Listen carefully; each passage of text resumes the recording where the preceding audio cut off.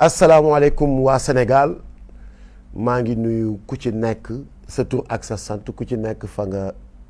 toog fekk naa la fa ne la jàbb loxo maa ngi massawu sénégalais yi ci li nga xamante ni mooy mbas mi di Covid-19 dugg fi lëmbe réew mi di rey suñu yaay yi di rey suñu papa yi di rey suñu maam yi léegi bàyyeetul sax suñu ndaw ñi mu nekk tiis nekk métit nekk lu diis loo xamante ni yàlla wàcce na ko suñu kaw di ñaan yàlla mi ñu ko wàcceel mu teggilaat ñu ko ci jàmm ak salaam damay profiter aussi ci occasion bi di jaale képp ki nga xamante ni ñàkk nga ci sa bakkan ak képp koo xamante ni ñàkk nga ci sa mbokk ñëpp ñi ci faatu yàlla yërëm leen xare leen ca aljana ya gën a kawe. damay jéggalu aussi la presse sénégalaise parce que j'avais annoncé une conférence de presse mais vu le contexte sanitaire je peux pas vraiment dajale lu tolloog plus de 100 ou 200 journalistes dans une salle pour war a man tamit mën a nekk kii participer ci liy propager ce virus bi nga xamante ni ñëpp dañ ne nañ leen mànkoo booloo pour jëlee ko fi di profiter aussi di remercier la presse crédible la presse sénégalaise crédible les journalistes yi nga xamante ni ils m'ont appelé depuis hier ils n'ont pas arrêté de m'appeler pour vraiment soutenir pour vraiment encourager et pour vraiment même donner des conseils maa ngi leen di jaajëfal xam ngeen seen bopp yéen ñëpp vous avez été très nombreux alhamdulillahi rabbil alamin damay sant yàlla bu baax a baax a baax ndax je ne suis ni surpris je ne suis aussi ni étonné je ne suis aussi ni vraiment surpris je suis dans l'espace public nekk un activiste confirmé nekk quelqu'un qui défend le droit humain nekk quelqu'un qui se bat pour des causes nobles nekk koo xamante ni ça fait 25 ans je lutte contre l'injustice nekk koo xamante ni lépp loo xamante ni wala ñëpp ñi nga xamante ni dañuy bëgg a faagaagal wala naxasal réew mi niñ bëgg mu doxee ma taxaw ne di la barrer la route quand je m'attendais à ce jour j'attendais à recevoir des coups c'est pas la première fois comme ils ont l'habitude de le faire alors dama ne woon duma def une vidéo mais il le faut damay commencer d'abord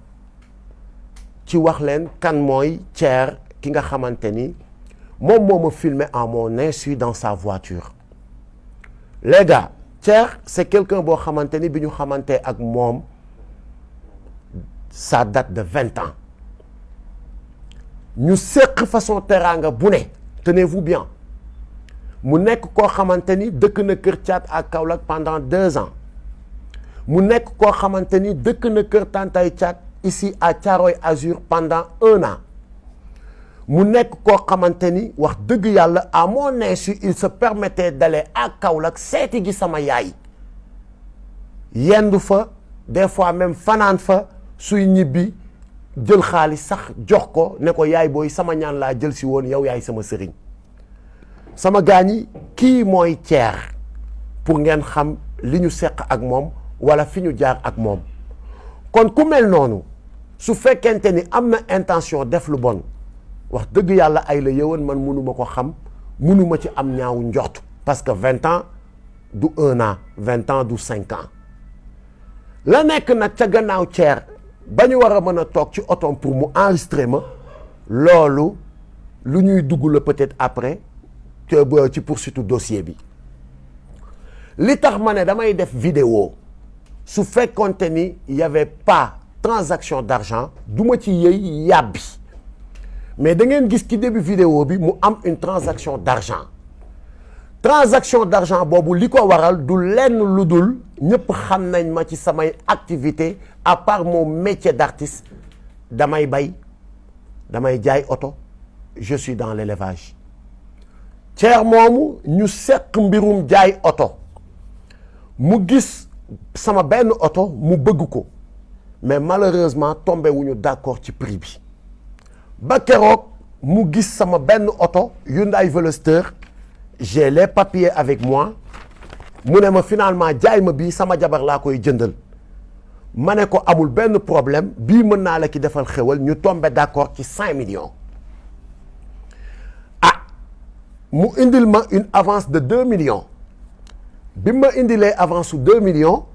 demaat tuuti 30 minutes woo ma ne ma dama fàtte suma kalpe sama carte ki la ne et je dois 500 000 à quelqu'un maa ngi wàññeekuwaat nga abal ma 500 000 bi ma ne ko d'accord mu ñëwaat ma jox ko 500 000 bi garder les 1 million 500 film boobu ngeen di gis ci début bi ma toogee ci oto bi ñu waxtaan plané entre copains mu yëkkati 3 millions jox ma ko pour le reliquat ne ma lii ñaata la ma ne ko 3 li nekk fële ñaata la ma ne ko 1,5 mu ne ma muy ñaata ma ne ko 4,5 mu des ñaata ma ne ko 500 000 donc vidéo bi leeral na boppam kon gis ngeen ko waaye juste que ni comme dafa indi woon jiixi jaaxa ci transaction xaalis bi il fallait vraiment dire à vous les Sénégalais que ni transaction d'argent bi lii mooy li ko wundu lii mooy li ko waral pas autre chose waaye ce site pourri bi nga xamante ni moom moo dugal vidéo bi am lum ca dagg automatiquement dugal affaire bi ci waxtaanum visa bi nga xamante ni man ak sama xarit boobu seq nañ ko mu may demander une aide pour évacuer son enfant bu war a faju ji en France ah ay waay man de je pense que ni jàmbur sax dégg ngeen ni kilifa taxawu na ko assisté na ko ba keroog yàlla di ko defal jàmbam ci ay besoin qui n'a pas un ami boo xamante ni ñëw na solliciter la nga aidé ko automatiquement sur la vidéo la même vidéo gis ngeen ma jël suma téléphone commencé woo sama ay njegeñaale pour laaj leen le numéro du consul pour trouver un rendez-vous d'urgence un rendez-vous officiel d'urgence ah gars yi sama gars yi je pense que ni ku nekk ci njëndum visa wala njaayum visa tu vas pas appeler le consul et tu vas pas trouver un rendez-vous avec le consul boo demee ci consul bi lan nga koy wax consul jaay ma visa seetaan leen vidéo bi seetaan ngeen ko ay borom xel ngeen amul fenn foo xamante ni man ak Thier wax nañ ci ay jaay ma visa jëndal ma visa et je pense que ni c'est trop sale benn site bu pourri taxaw xëy xaw ma lan la ci jublu pour faagaagal ay citoyens Thier nag bi nga xamante ni moom expliquer naa leen fi ñu jaar ak li ñu seq loolu lu ñuy lijjanti la avec la justice. ca site boobu ma gis ñu bind escroquerie trafic de visa gis même un jugement gis même que ni man dama am sa ay plainte sama dos man de yéen sénégalais yi fi ma toog di wax ak yéen amul benn police boo xamante ni woo na ma wala benn gendarmerie ne ma kilifa da nga fi am une plainte tu dois venir répondre ba fi may wax ak yéen dégguma ko yëguma ko amul ndax sequma ak benn sénégalais lu muy xëyee war ma mun a porter plainte site boobu jugé ma te man dew ma tribunal taxawuma devant le juge ba juge bi génne ay verdict di ma taxé de escroquerie ak de trafic de visa ah loolu sama gars yi c'est un site qui est habitué à ces faits képp koo xamante ni da nga jóg pour taxaw empêcher à ces gens yi nga xamante ni dañ fi nekk di ñu diriger ci manque de respect ne leen du ci dal site boobu gis nañ ni jug na pour def yu bon pour def yu tilim pour discréditer pour xëpp suñu der yu lu bon waaye bii paa nag ah duñ ci génnee noonu du yombee noonu dinañu ma wax ce site va me dire quand est-ce que j'ai été un escroc et ce site va me dire aussi quand est-ce que j'ai trafiqué de visa s'agissant de visa li ma ci xam mooy sama groupe war a déposer pour une tournée ñu woo ma ne ma vous avez un dépôt demain à 11h ma jël suma passeport yóbbu ko ak les documents d'invitation fi festival bu ñu war a dem wala concert bu ñu war a dem présenter ko ñu juger may ñu visa ñu dem suñu tournée ñibbi si waat ci jàmm ak salaam damay wax nag vous les journalistes damay wax aussi la gendarmerie et la police allez faire des investigations ndax man kilifa Landing Mbessane Seck mës naa taxaw ci benn ambassade ànd fa ak doomu aadama budul caat mi ma seqal liggéey wala Gadiaga wala Zmasta suñu DJ wala suñu musiciens yi ñuy àndal taxaw naan damay demander visa wala damay ñaan visa dem leen ngeen defi cette investigation parce que c'est très important. Il s'agit d'une accusation grave et les Sénégalais aussi ont besoin de savoir et de comprendre ñan ñoo nekk ci dëkk bi nekk ñoo xamante ni seen intention du lenn lu dul saltel ak tilimal deru des honnêtes citoyens. may ñaan aussi notre justice mu autosaisir sur cette affaire parce que warul yem rek tamit ci benn site xëy na bind woy après tilimal der dugg na fi génn fi ñu bàyyi noonu mu jàll mu autosaisiru. Je suis disponible, je ne bougerai pas de ce pays maa ngi fi tukkiwuma dew ma fenn et j'attends une convocation venant de la justice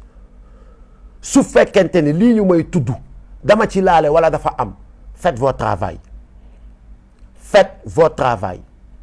et pour le moment ñi nga xamante ni nag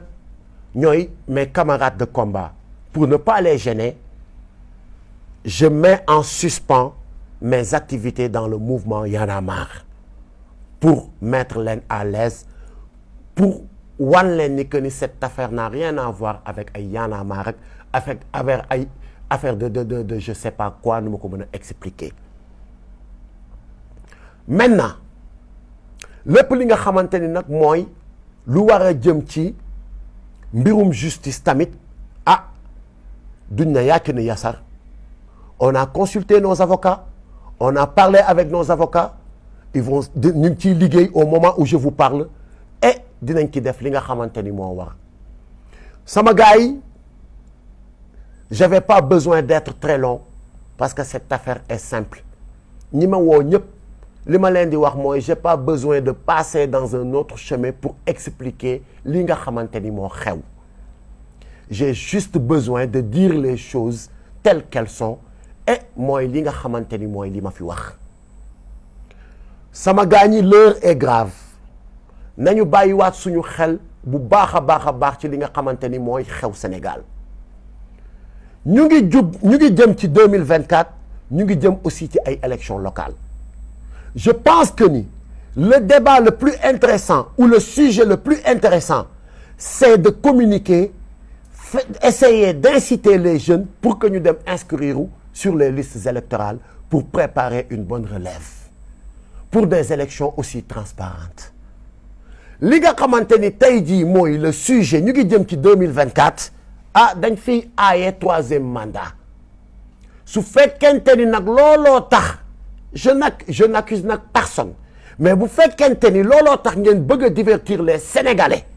man kilifa gisuma luy tee ba duma taxaw farouchement combattre li nga xamante ni mooy un troisième mandat venant de quiconque ndax lu ñu mayul sunu maam Abdoulaye Wade duñu ko may keneen ku mu mën a doon fii ci réew mi su fekkente ni da ngeen bëgg a divertir les Sénégalais pour ñu bañ a wax ci sàccum suuf gi